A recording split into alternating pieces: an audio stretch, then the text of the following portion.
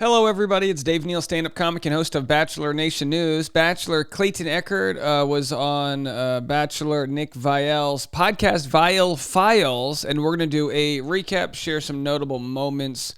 I believe this episode was actually recorded weeks ago. At the time, Clayton's accuser was claiming she was pregnant with his twins. Now she claims she's no longer pregnant.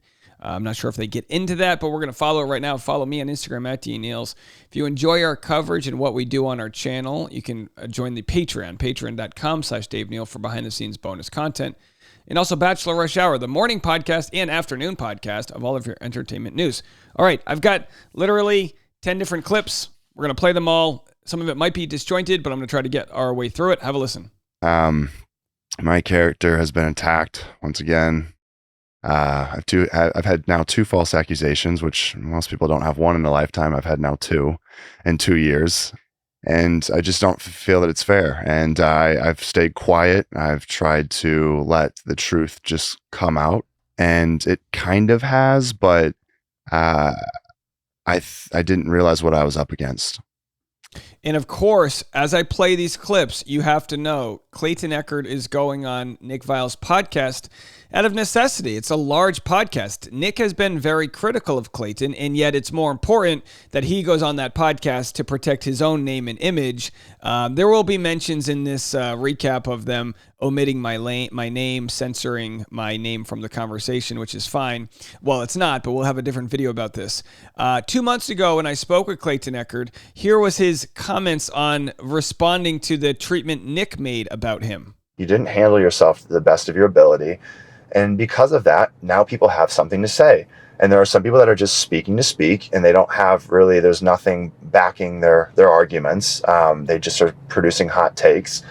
And some people will believe it, and it is what it is. And then there's other people, though, that are saying things that actually are valid, and you can take and learn from their commentary. So yeah, like a broken clock's right twice a day. So even though Nick might be hypocritical because he was the same way, you can still do the work and look at yourself and go, well, and what I want to say about Nick is I do respect the fact that he is willing to, it depends how you look at it, but I do think sometimes he calls people out, but maybe you can say it's holding people accountable. Maybe sometimes he's just producing a hot take, but at the end of the day, he's successful in his own realm, and I don't really gain anything by going after him.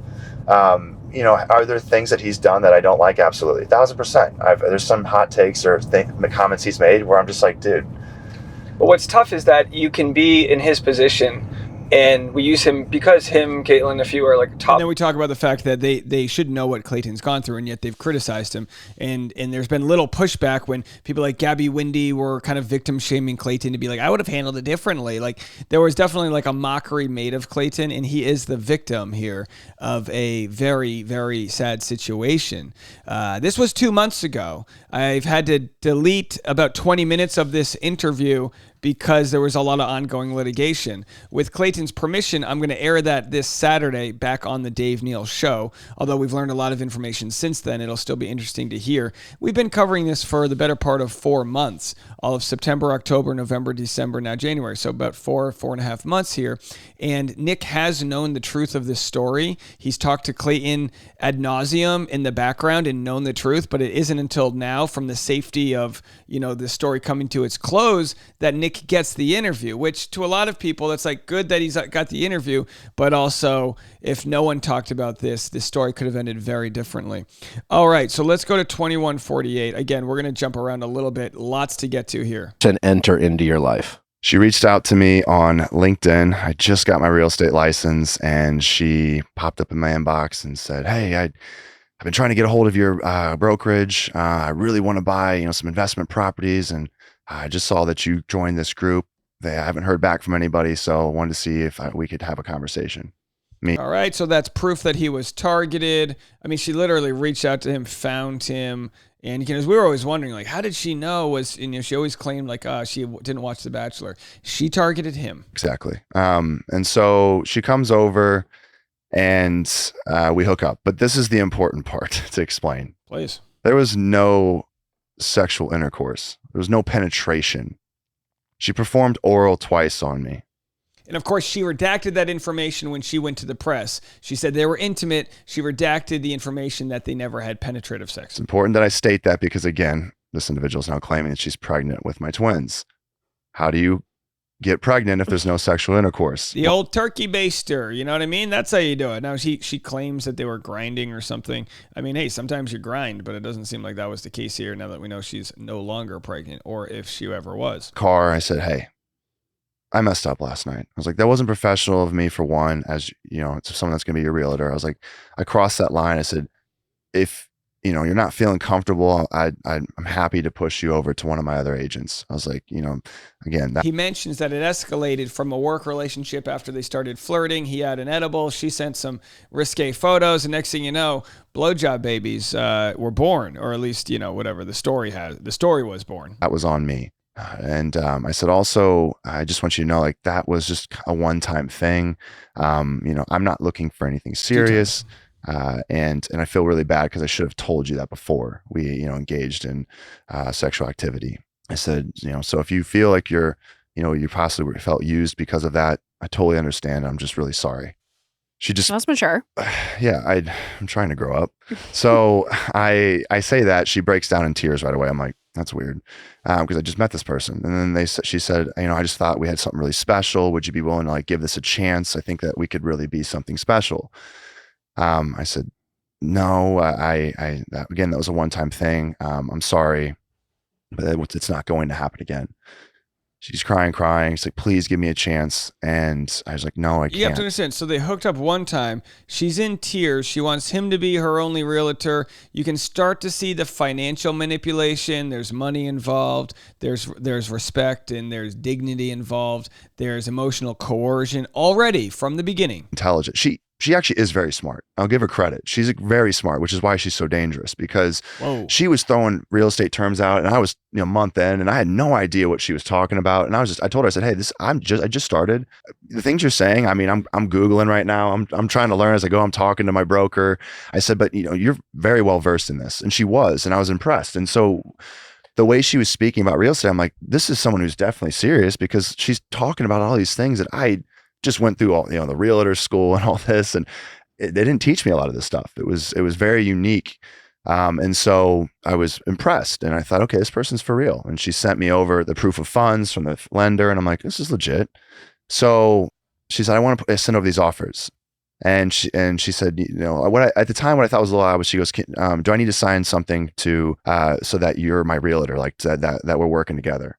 And I said, it's no worries. Well, we'll sign that once you submit your offer. She's like, well, I want to sign it right now. And I was like, you don't have to, don't worry. Like, we don't have to lock you in for anything. Like, you'll just sign it whenever we do the deals. So I thought it was a little weird. I was like, why is she so adamant about wanting to like get under contract with me as her agent?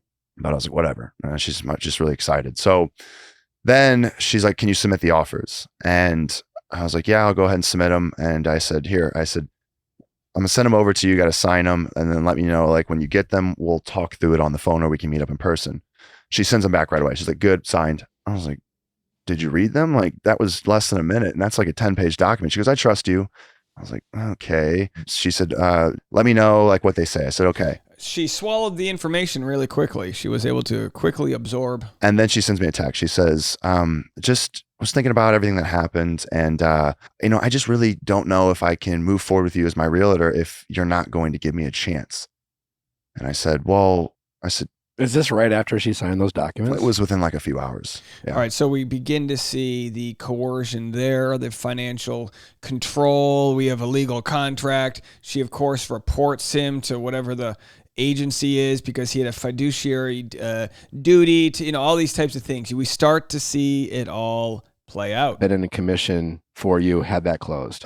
It's funny you say that, because she used that against me later on. She said, so it was about $1.4 million in business, which would have made me 30 to 40K in commission. Okay. So 30K nice probably. Yeah. 30. Nice little check. Yeah. Yeah. So so good money. So she says, okay, I can't move forward with you. Like, I can't do this, like, unless you're willing to date me. I said, hey, I sent these offers over. And so I said, so need to, like, you gotta be like, let me know right now. Are you gonna back out? Or are you gonna see these deals go through? She's like, there's 55,000 other realtors in Arizona. I don't have to go with you. I can go with somebody else.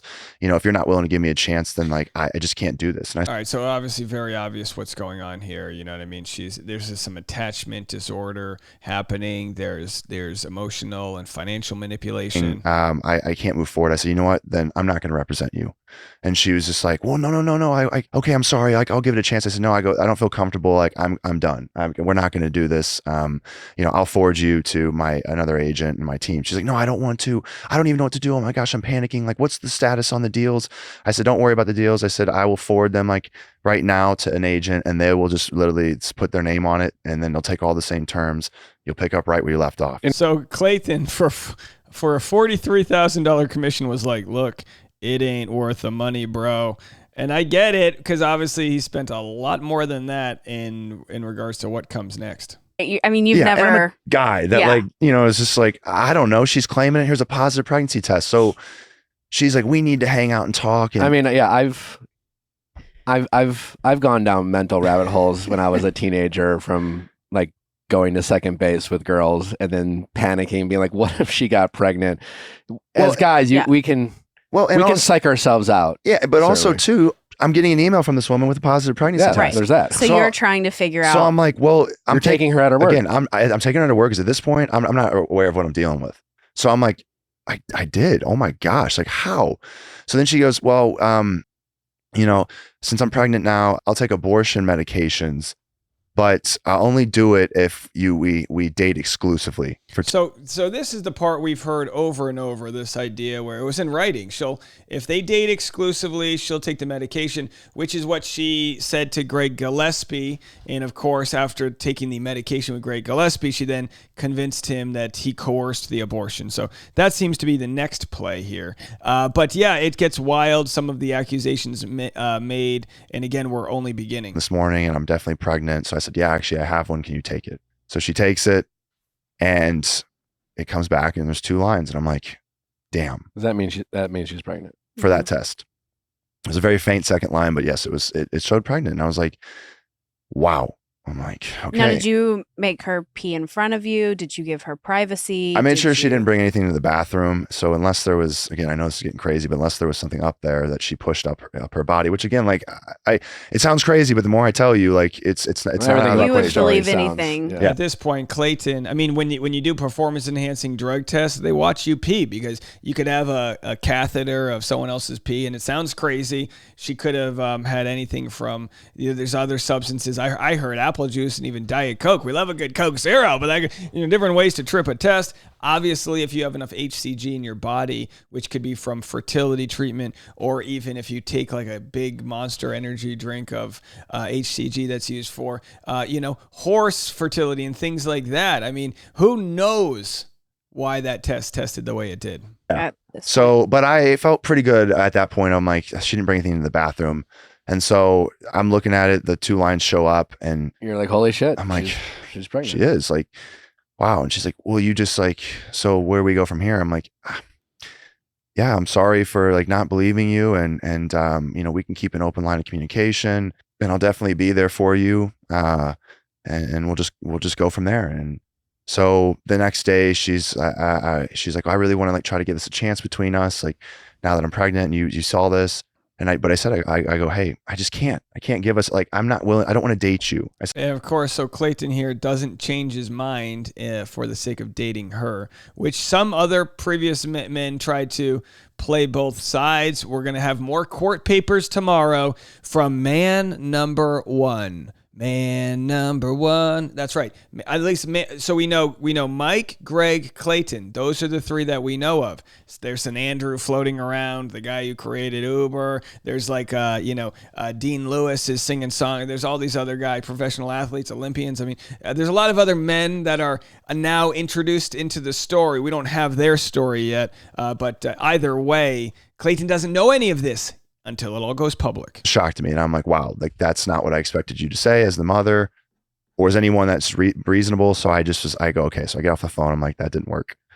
And so hold on a second. Shocked. Let's go backwards here. Yeah, so and he, she so, said so he speaks to Janeth Doeth's mom. I can understand that from a mother's point of view. But she also said, she goes, I think you haven't given my daughter a fair chance. She's someone that would be incredible, and I think you guys would be great for each other. Oh, so she was trying to like convince you to date her too. Yes. Did you remind? Which is what she did with Greg Gillespie and with Mike, or at least with Mike. And I said, hey, like, it was a one-time thing, and it wasn't meant to be more than that. And like, I don't want to like downplay your daughter, and she probably is great, but I said, I don't want to be with her. I said, so that's all it is. There doesn't have to be an explanation. I don't want to be with your daughter. It's that simple. And she's like, why? I think you should give her a chance. Like, it's unfair that you got her pregnant. You're not willing to give her a chance. So imagine the other way around. Imagine if this was the other way around. Say as the mother or as anyone that's reasonable. So I go, okay. So I get off the phone. I'm like, that didn't work. And so from there, she continues to send emails, and I'm like, hey, let's just wait until the ultrasound. So I think we can talk about this email now. So if you want to read it all the way through, and then we can discuss. I come home tomorrow afternoon. So if you they actually have graphics here, the quality. Want us to consider an abortion, this really is our last chance because of timing and the fact that neither of us would want to end the pregnancy once there is a heartbeat. I would like to get together tomorrow night to talk and explore intimacy. It's time for you to make an effort if that is something we are considering. Obviously, I would love to have sex in the future and feel like I am the safest person you could have sex with since I'm pregnant. But if you really think, like you said yesterday, my goal was to date and get pregnant during this time, we can absolutely hold off on it. However, it occurred to me that you might believe me more about paternity if you were inside of me and felt how tight I would be after not having sex in more than a year. Maybe then you'd believe I hadn't been sleeping around. And again, you wouldn't be doing me any big favor. All right, it's a family show. I mean, so look, some of these things are just absolutely wild. I like Natalie's retelling of this, though. It's nice to have a female voice here. It really adds production value. I think she's a good bonus to the show, although I do miss the producer who is no longer. All right, so let's skip ahead, barreling through. Of course, you guys know we don't cover content here without crediting it. This is the Viall Files podcast. It's also on YouTube, Spotify audio, all those things. One of the bigger podcasts in the Bachelor world. Saying all that because we, employ the fair use where we play content and then add value to it by sharing opinions and things like that. And he's like, yeah, we'll just have to have a retest. Well, at that point I was like, I'm not waiting. Cause like every 2 more weeks, 3 more weeks, like my reputation is gonna get further tarnished. And at that point, with all the evidence I had, I was like, I'm putting all my chips on black. I'm coming out with it. I'm stating it, and I'll stand behind it. And I'm gonna put this video out and be as confident as possible because I want this to be done right now. And if I'm wrong, if she's somehow pregnant, then bye-bye reputation.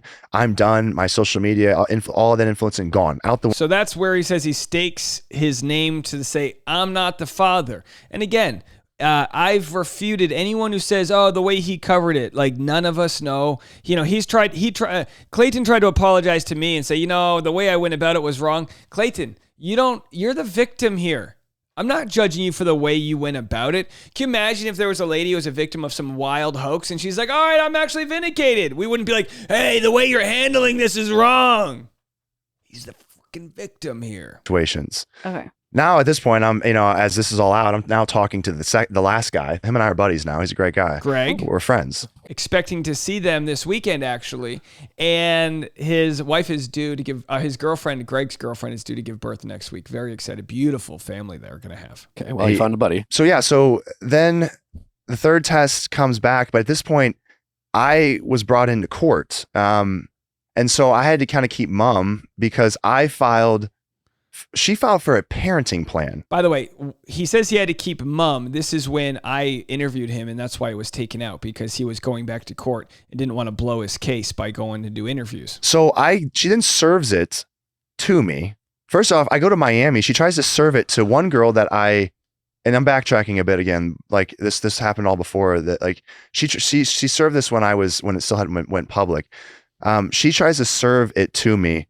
I go to Miami to see my cousin and to hang out with Jesse Palmer. And so I like go down there to hang out. She then like sends me an email like, you're trying to escape and I don't know when you're going to come back to Arizona, so I'm going to serve you these papers. It's a parenting plan. Wait, you're at Jesse Palmer's house? No. I was with my cousin. Okay. But I met up with Jesse. Wild. So she then, I get an email from a process server. We're trying to serve to this address. Well, it was the address of a girl that lived in Miami that I had talked to like 3 months prior. I'm like, oh my gosh, she's literally trying to stop me from like talking to any women. Now she's trying to serve to that address. Doesn't get delivered to that address. This process server then says, I'm going to send to the second address. And it was Jessica Girard. I was like, who is that? And I'm like, I didn't know who that name was. And so I tell my parents and they go, that girl's on Paradise right now. Or she's going on Paradise, or she was on Zach's season. So Baby Jess? Apparently. Like Glitter Jess? Yeah. And they tried to deliver. Her and I have never had a conversation. They tried to deliver to her because she lives in Miami.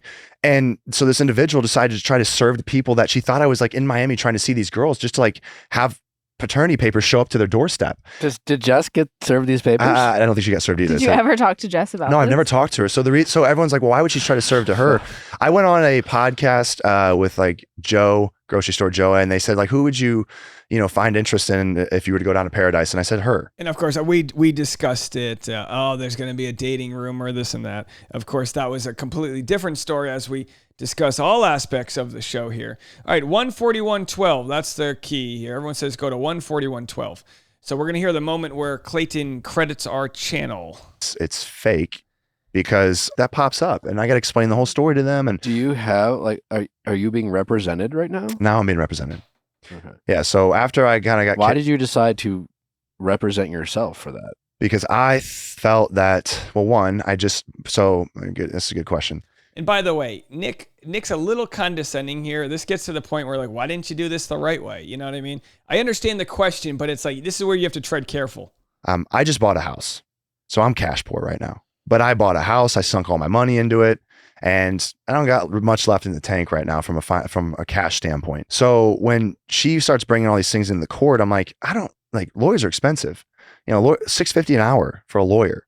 And so I'm like, I'll be burnt out of money in a few months. California. Like if I can't do this. So I'm like, so also though, I'm not guilty. So in my head again, and I'm stubborn, I'm the first to admit that. I was like, I'm just going to self-represent because like, it's not true. And at the end of the day, I'm the innocent one and I'm the one telling the truth. So like, she's going to get caught in her lies. So I thought, how hard is it to go to court and be like, prove that I harassed you? You don't have any harassing messages. And by the way, he did a really good job. Clayton he might have won this without a lawyer, but he had already lost previously. It wasn't looking good. He did a really good job for someone who didn't have a lawyer. And I just thought like, I have a ton of harassing messages, so I'll win my case. And, and I did, but it's like, so I kind of just thought I could go do it myself. And I was like, I can't afford a lawyer. So I self-represented, and in my case, they were back-to-back cases. In my case, it got pushed for a week later. We ran out of time. I get out of my case and I get a text from a podcaster, and he said, hey. Okay, so this is really fucked up. All right, so as soon as Clayton got out of his case, I texted him because we were watching it live. I can tell you where I was. I was in the Pavilion's parking lot on Melrose. I know exactly where I was. I had bad internet and I was watching this. It was kind of spotty. And I text Clayton and I was like, oh my gosh.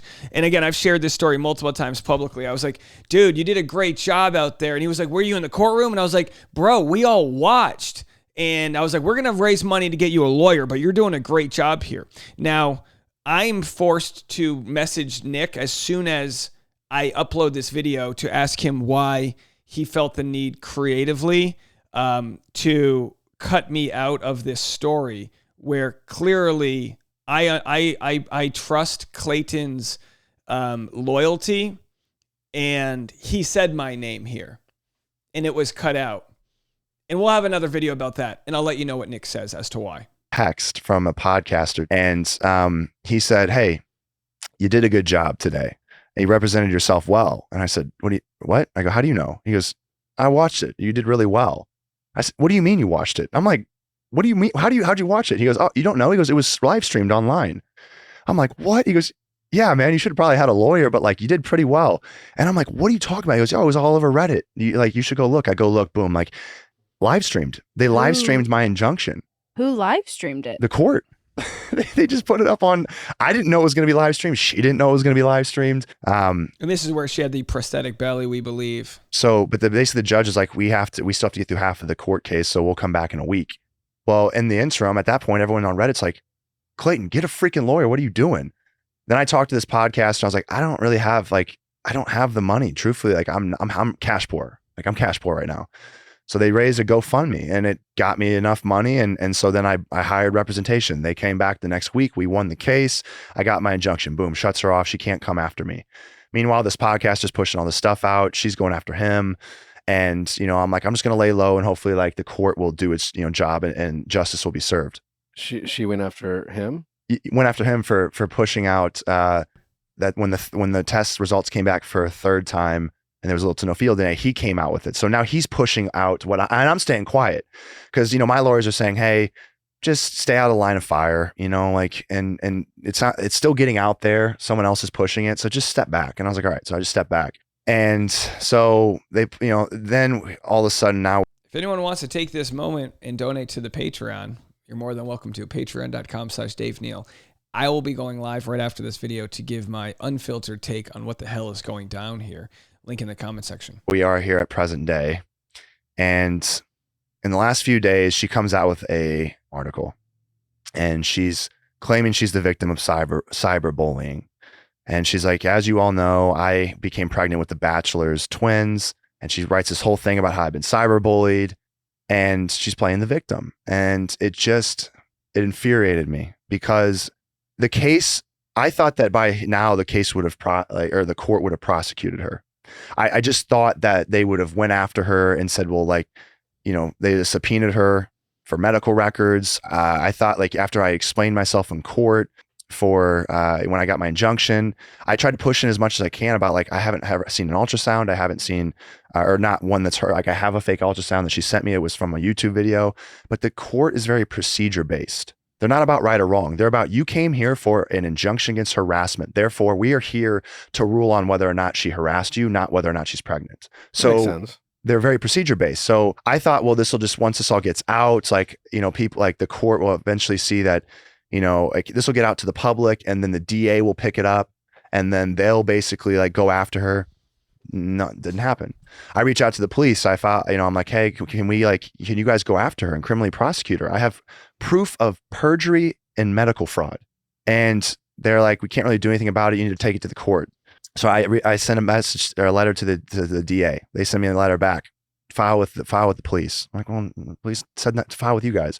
So that just goes dead in the water. I'm like, okay, so no one's doing anything on these two fronts. And so then I'm calling around people that are in the court system. And they're basically you have to press charges against her and take her for defamation. I'm like, I don't know if I really want to go through a whole defamation. It's going to get dragged out for 3 years because things just get dragged for 2-3 years. My guess is my opinion has changed on this. I used to say, I understand if you wouldn't want to do it. Now I believe he really should do it because long term, she's not going to change her story. So continue to pursue this. Even if it costs you some money, I think that's the right investment moving forward. And so I'm like, I don't know if I want to go do this. But then she comes out with this article and I'm like, I got to speak up. Because she claims she was the victim. And then she said in the Medium article, moving forward, I would ask that you all give me privacy and I will not be providing any further updates on my pregnancy. And I said, there it is right there. That's what she's going to do. She's going to fall off the map and hope that come time for her, by the time that she's due, everyone will forget about it. And so it was her essentially saying she's a victim of my cyberbullying. It was that article that is the reason why Clayton continued to pursue this case. I take that as a giant sign of loyalty from Clayton, and I respect that. Which, you can show a couple, two more of these ones I have. She was threatening at one point to go public with these, so you can click on this. So this first one, she said, hey, this is again, I jumped out of order, but she's like, I'm going to go public and I'm going to go public with this. And she said, basically, surprise, I can't wait for the arrival of these two next Valentine's. So of course, this is her blackmailing him saying, I will go public with an Instagram note saying I'm pregnant, which of course she never was, is our opinion. I think, well, I'll tell you what, we'll play a few more minutes. I'll play 2-3 more minutes and then we'll wrap this up. Yes, she chose her due date is February 14th. And then she said, on a more serious note, the father, Clayton Echard, has said he wants nothing to do with the process. He has blocked me from messaging him, refuses to see me and his growing babies, and says he will continue to ignore me. He does. All right. So again, more blackmail, all private stuff. So let's go to the part where Clayton says whether he will sue her or not. I'm very anxious to find out. That's out. She can't give him up. So she can't have a miscarriage. She can't give him up. So and to be clear, your intent of filing this is to basically cover your ass. You and your team are trying to get ahead of any possible claims she might make. You're in terms of like how she plans on moving forward, and getting out of this. Yes. Like whether it's miscarriage, private adoption. Yes. You're trying to get ahead of all these possible claims that she could make. We're trying. Yes, I am trying to make it where it comes down to two things. You come out, you say you lied, which would be the best course of action for her at this point. She could come out and say she lied about the whole thing and that she's in a dark place and she needs to go seek help, and then she goes and gets help. I think if she joins us in the documentary, that would be good too. Like, share your side of the story.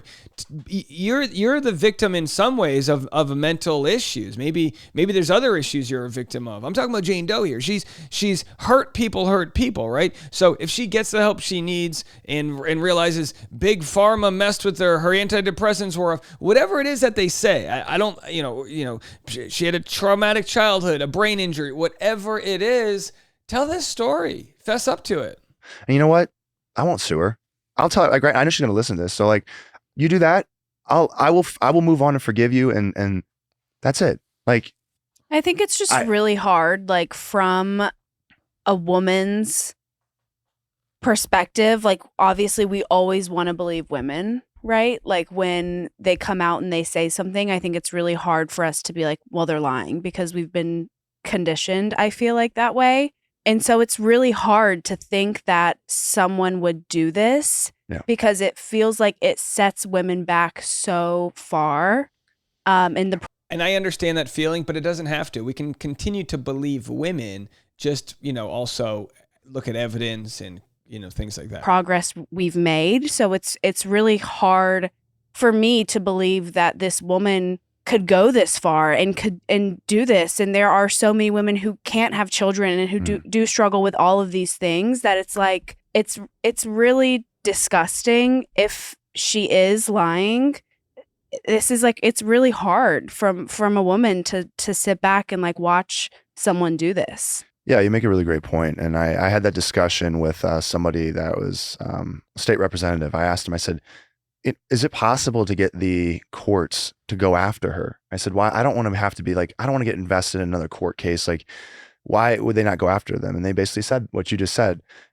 We don't want to discourage people that are actual victims from possibly having the fear of what happens if I come to the court system and they don't believe me and they turn around and prosecute me. Well, this is like, I understand that complaint, but this is like irrefutable evidence that she committed all of these different frauds. To protect me, so that there is a legitimate court finding, so that I can hold on to that for the rest of my life, so she can't come out in the future and say, I was impregnated by the Bachelor Clayton Echard. It's like, no, you weren't. There's a finding right here that proves I have a document. I am not the father. And he needs that, because there will be times where he's canceled in the future. If she wants to cancel him and say 10 years from now, he's got a big business deal coming up, and then all of a sudden they're like, oh, we don't want to do the deal anymore, and he doesn't find out why. Well, these could be the reasons, folks. Because if someone hears her side of the story without the actual evidence, it's pretty damning. It's just all fan fiction. Emotionally, this has costed you a lot. Have you been able to quantify the monetary value this has costed you up to this point? Yeah, if I had to guess, I'm guessing we're probably pushing up into, I say conservatively $60,000-$70,000, probably in six figures at this point. Because and is that counting direct cost or just opportunities lost as well? Opportunities. So yeah, and some even existing, I almost lost brand. And he's talking about brand deals here, and that'll be good for his defamation case, because when you show defamation, you have to show not only did they do me harm, but I lost this money. I need to sue for these damages. This could have gotten pushed up into well beyond, a couple $100,000. It's. I don't have I don't have a finite number as far as like, but again, this is the tough part, is when like I had a lot of people that were, I speak on mental health. And so I go around the country. I had a lot of people that just responded back and said, in light of the allegations, we just, even if it's not true, like we'd have to explain to the parents. Cause I speak to middle school to high school age kids. We'd have to explain to the parents as they Google him. Cause when you Google me, it's all up there on the front page. Yeah. So what Clayton needs moving forward, and it's sad to say this with his mental health talks, is he has to introduce himself into the discussion here as a case study, because no longer is this story not intertwined with him. It's out there. It's in the open. And I think that's part of the story he's going to have to tell moving forward, which is having that true conviction to pursue your truth and everything that comes with it. You can go watch the full interview. We'll probably have more videos on this in the near future. Don't send any hate Clayton's way. If I know a lot of people go, oh, why didn't he do your podcast? Clayton's a good dude, okay? He's doing what he needs to do for his case. We're protected by that. The more people that understand Clayton's case, the more they'll understand ours. And that's always a good thing. Now, could Nick have credited me? I mean, I think that would have been the ethical thing to do. And if we wanted to get into ethics, I think that's very important when you're content creating to have good ethics. And we'll have more on that later. If you want and feel enraged by any of this, you can join us on today's Patreon. Vote with your dollar. Patreon.com/Dave Neal. I'll be live at 10 a.m. Pacific time this morning to give you a hell of a lot of information and all of my thoughts regarding this interview. And don't forget, this interview was done several weeks ago, I believe. And since then, we now know she claims she is no longer pregnant. Clayton, you have been vindicated. We'll be back with more right after this.